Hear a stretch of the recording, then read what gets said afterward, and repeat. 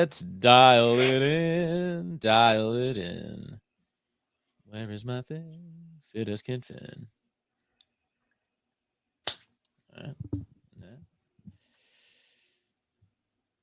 Coming up on OGP, looking back at the OTAs and ahead to training camp, what narratives are fact and what may be proven to be fiction? Asking questions about rookie draft picks and where they can fall on the depth chart, and a familiar name with a lot of hype around it in Kadarius Toney. Where are the expectations? Is this a man that we just have to accept will always be a bit of an enigma? We get into it all right after the theme music.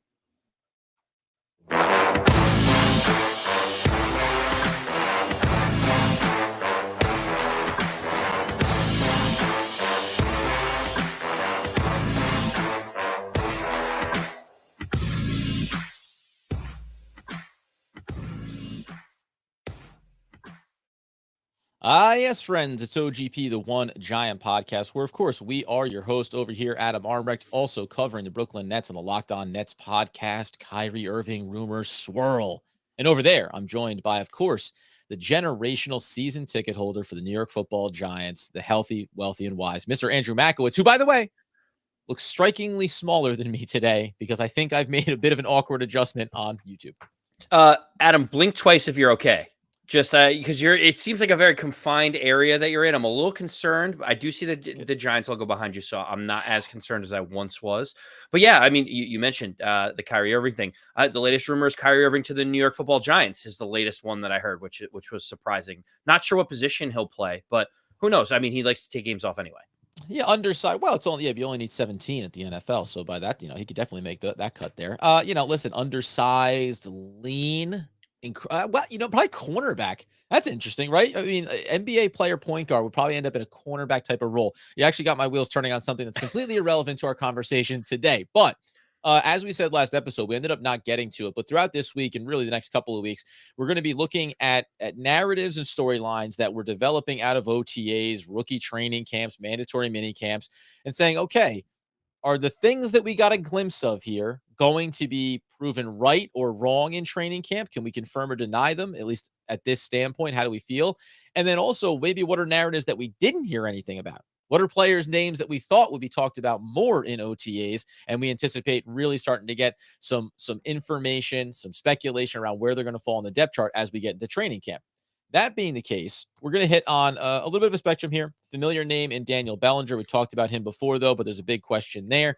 Obviously, a wide receiver is at the top there in Kadarius Toney. But first and foremost, Andy, a player that the New York Football Giants drafted at 147 overall in the draft class, who will be 25 years old as a rookie, but who maybe does have a path to being an impact player here. This is, as we're calling it, fact or fiction, OTA hype or training camp proof. Will DJ Davidson breakthrough is the question. We have some information on the background here, but just, is this a name that was hot on your mind, Andy, as we came from OTAs and look ahead? So we were talking, pre-show just about players we wanted to highlight, and Adam's like, we really need to talk about DJ Davidson, and I was like, DJ Davidson, the name rings a bell. Where do I know him from? And it's like, oh, maybe it's because the Giants drafted him in the 5th round, just a couple of weeks ago or a month ago now. But yeah, I mean, with all the talk around Darian Beavers being a steal at the back end of the draft, or all the intrigue around Joshua Ezeudu being drafted at the guard spot, and we know we need offensive linemen, it feels like lost in all the shuffle was the Giants went out and they used a draft selection on DJ Davidson. And for anyone that doesn't remember about DJ Davidson, he plays the nose tackle position, and he is a very, very big boy. He's 6'4", 6'5", 325. And Adam, he's known as kind of that run stuffer. He blocks it, plugs the gap. He kind of mucks up the offensive line and tries to block out some of those holes that some of the offensive linemen are creating. But yeah, I feel like he's just gotten lost in the shuffle in general because we haven't heard much at a training camp from him or else, otherwise. But maybe is it because nose tackle isn't as sexy of a position or as big of an area of need for the Giants? Well, not a sexy position. I think that's the way that I look at it because, again, when we talk about speculative depth charts and where players are going to line up, remember, if Dexter Lawrence is going to be shifting around here, whether it's back inside to the nose tackle or just playing a versatile role under Wink Martindale, when you look inside at that nose tackle position, you really have to be talking about, obviously, you're going to have Justin Ellis in the mix there. Maybe Dexter Lawrence is also playing on the inside. I mean, I think you have to assume he's going to be rotating through there. And then DJ Davidson is, kind of in line amongst this group of players that's going to be competing for potential reps. And what really sparked this conversation was obviously hearing a little bit from his head coach at the collegiate level out there with Arizona State. And that is, of course, one Herm Edwards, also has the New York Football Giants former captain and Antonio Pierce as the defensive coordinator.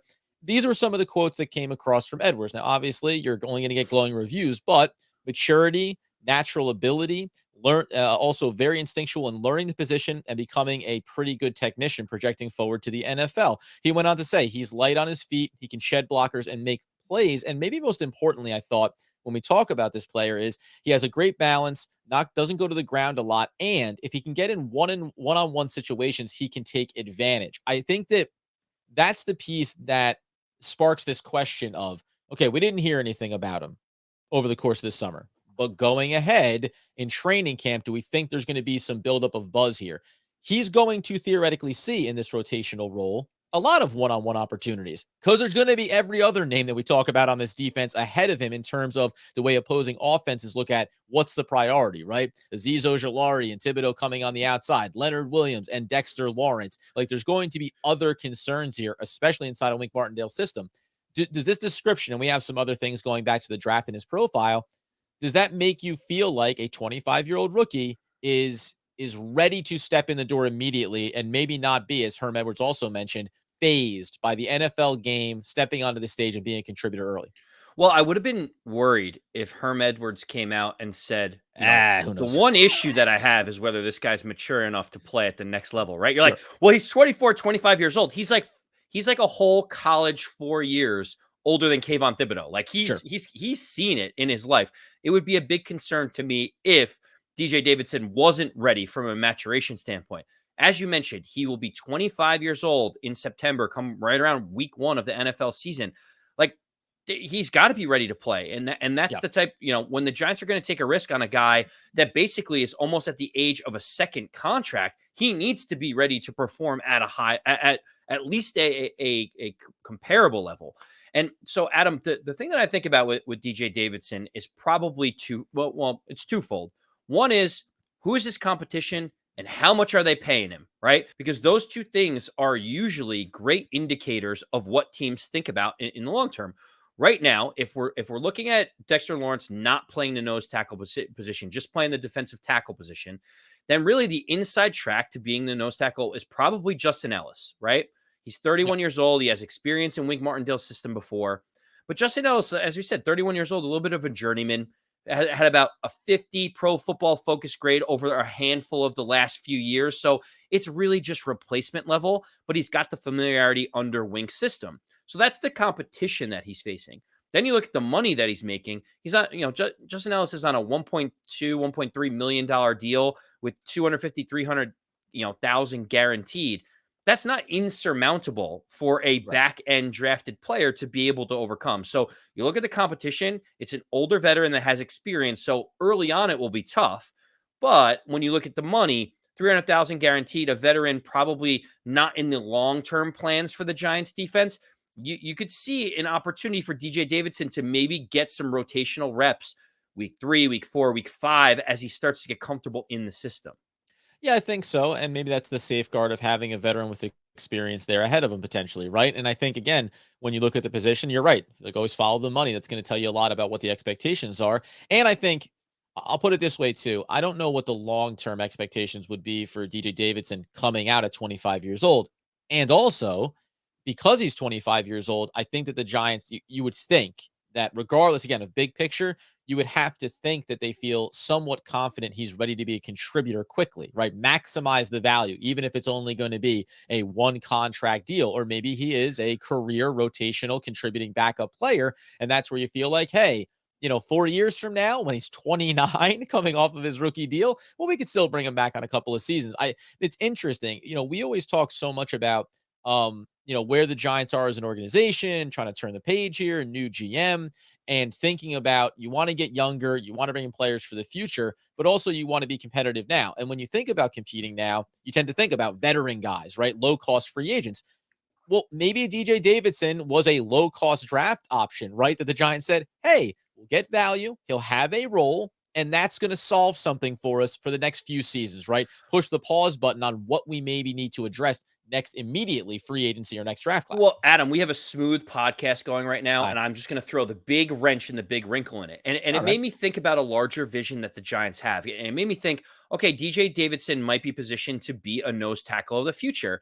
And you think about Dexter Lawrence in this grand scheme of things. The Giants picked up his $10 million fifth-year option for a reason. And the reason is for him not to play nose tackle. Because if you look at what Mink Martindale is saying is, we're not going to put that much draft capital or money around the nose tackle position because we don't value it in the grand scheme. If the Giants want Dexter Lawrence to be on this team long term, he has to show that he's not a nose tackle, that he's a defensive tackle that can get on the outside.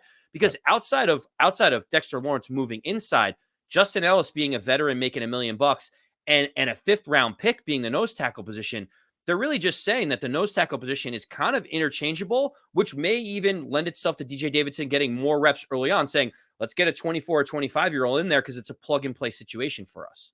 I like it. We'll see how it plays itself out, and we'll touch back to this as training camp gets underway. The meat of this meat and potatoes podcast that we're running here is Kadarius Toney. The question is Kadarius Toney just a permanent enigma for the New York Football Giants? It feels like some of the conversations that happened last offseason, right? Little injuries, not being available necessarily, getting into the season, flashing brilliantly, and then struggling as well.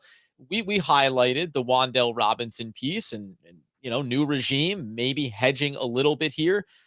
But is this just what it is? That Kadarius Toney can be a home run hitter, and you're going to have to live with the ambiguity around him. This narrative, really, from OTAs to training camp, the question becomes, we didn't learn anything from OTAs with Kadarius Toney. Are we going to learn something in training camp about Kadarius Toney and what he can mean for this team? Well, we did learn something. That he had another knee injury and he wasn't participating in practice. So we clearly learned another thing about Kadarius Toney. And you know what? I don't like to speak in hyperbole. I don't like to overreact to anything. But Adam, I'm going to say this now, and it's probably going to look foolish in 12 months' time. Maybe. But I will be surprised if Kadarius Toney is on this team come the start of next season. So I think he has a year to figure all of this out. But I think the reason why Kenny Golladay is still here and they're keeping him and they're not interested in trading him, and the reason why Darius Slayton is still here is because of all the question marks around Kadarius Toney. It's why they probably went up and got Wan'Dale Robinson, who a lot of people say has a lot of similarities in their game in terms of getting the ball in their hands and being explosive. Since Kadarius Toney has been here, we've seen a couple different things.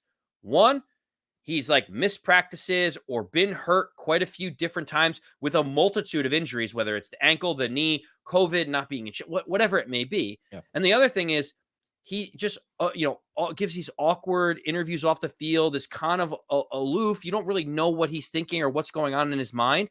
And to your point, like, is that a guy you can rely on? Is that a guy that he's going into year 2 that you would give a second contract to, that you're going to make the face of your wide receiver room, that's going to get 10 to 12 touches a game? I don't know if he's that guy yet. And maybe it's maturity, maybe it's learning, or maybe this is just who he is and he wants to play football and he has passions outside of football, like his rap career. And so for me, the short answer is I don't see a way that all of a sudden we get to training camp and they're like, okay, Kadarius, it's time to get serious. And he's like, you know what? You're right. I've rededicated myself to football. That's the priority. This is who Kadarius Toney is. And I think the more we embrace it and then put the expectations around that, I think we'll be in a better spot. Yeah, it's interesting because I think, like you say, it's funny too, because we talk about this stuff and it's like, I don't want, it's not that I'm not an old school, I want a zero personality player on the team, right? That only loves football and sleeps on the practice field, and is singularly focused. I take no issue with the interest away from the field or just being a unique guy, right? Like, that's fine. I prefer to have some of those players. I think Thibodeau is a bit of that, right? And you like to have that kind of energy, and there's the same level of high expectations around young players like that. When it comes to Toney, you said, I don't think we can expect, okay, I'm going to come in training camp and get serious, but that's kind of that's what I want. Like, I do want it to be, right? Like, whatever you're doing off the field or away from it, I do want it to be that when we get to training camp, hey, I'm here. I'm here every day, ready to lock in, ready to build that relationship with Daniel Jones. And we're going to touch on it later in the week, that relationship that seems to be getting fostered with one Wan'Dale Robinson and how you are getting a contrast, right? And it doesn't mean, again, elite premier talents in the league. Guess what? As long as you produce, all this other stuff kind of goes by the wayside, but you are now getting a very one-to-one contrast of young talent trying to meet expectations and whether or not you think they have the commitment and dedication to it. So when we talk about what will training camp prove, you think it's going to prove more that the sample size so far is what Kadarius Toney is. And it's interesting you said, I made the note of it here today, friends, that he will not be a member of this team going into next season. I said I would be surprised if he is. Now we'll see. We'll see what ends up happening. 100% Yeah, Kadarius yeah. Toney He's writing. gone. He's writing it in Andrew pencil, Makowitz. not pen. But I'll turn a question back over to you. All right. If we like all the off field things and we want people to have their own careers in other areas or have other interests outside of football, good, great, fine. Yeah.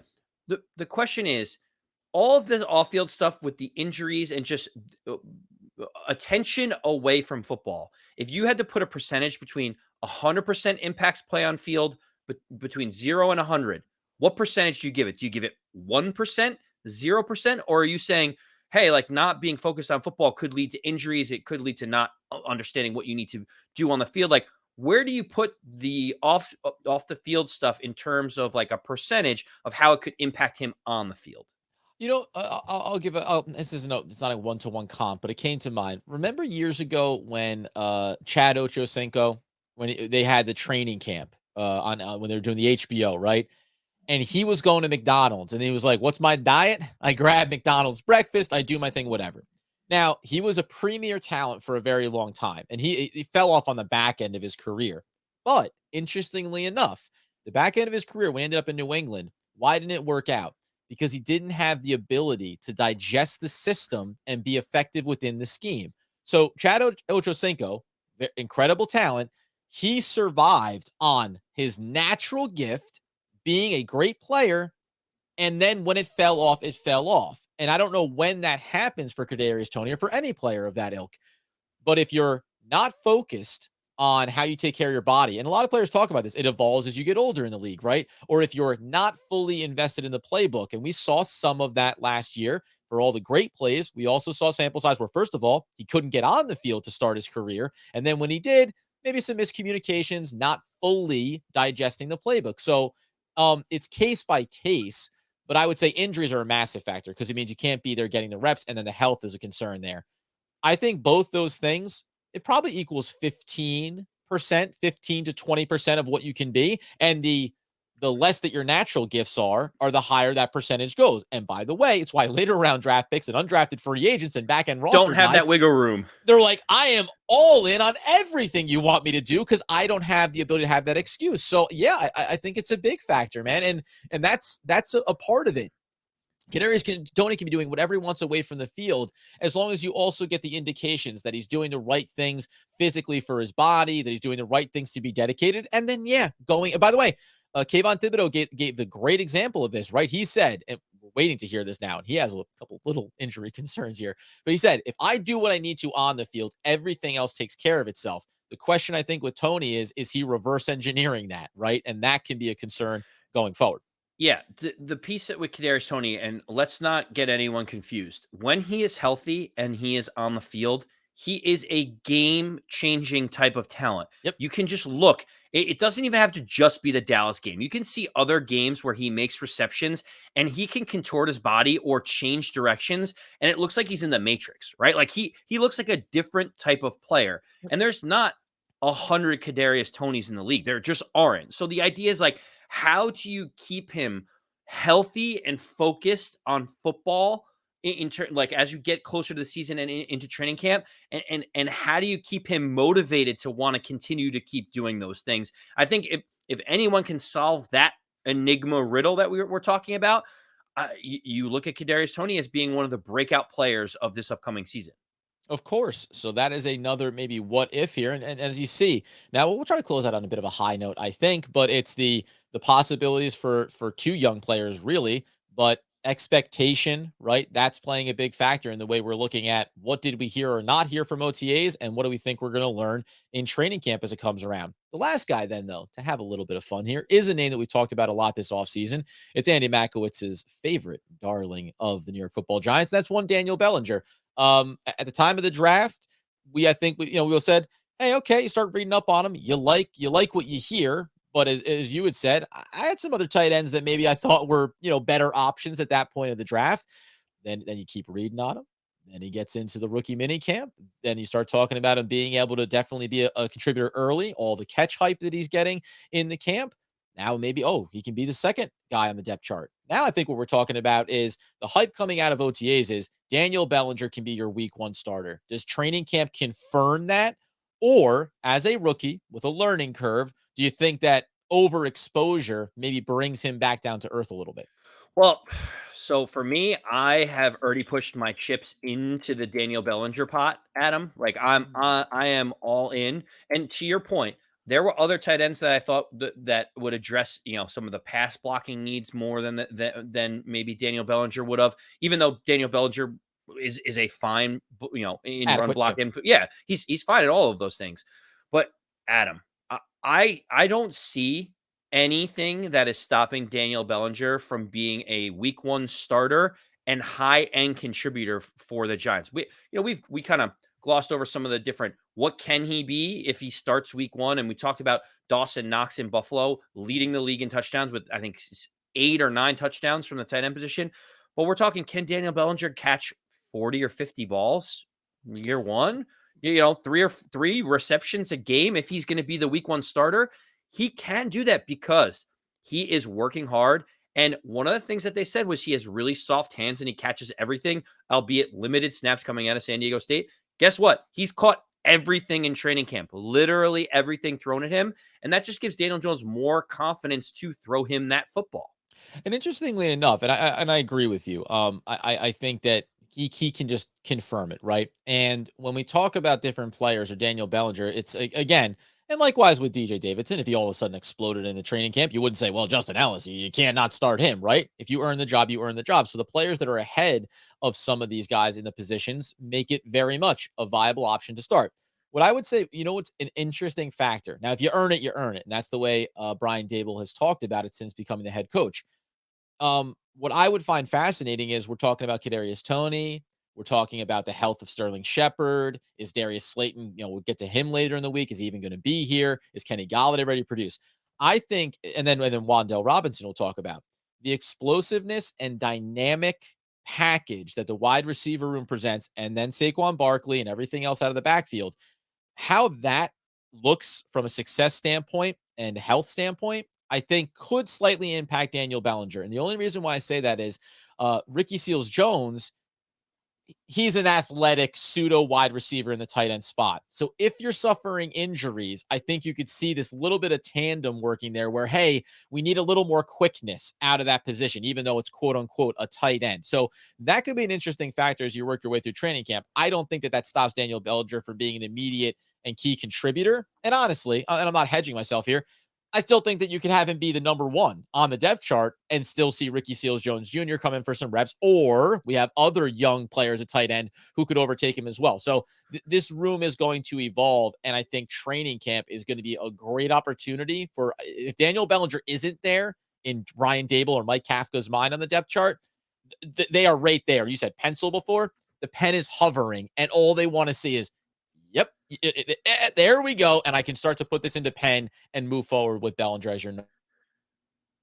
Well, we talked about DJ Davidson and his competition to be able to get there. We talked about competition being the most important in Justin Ellis in that nose tackle situation. In the tight end room, Ricky Seals-Jones and Jordan Akins have less catches than Pro Bowler Evan Ingram combined in their careers, right? So you're talking about guys that have Right. 115, 114 catches and 90 catches in their career.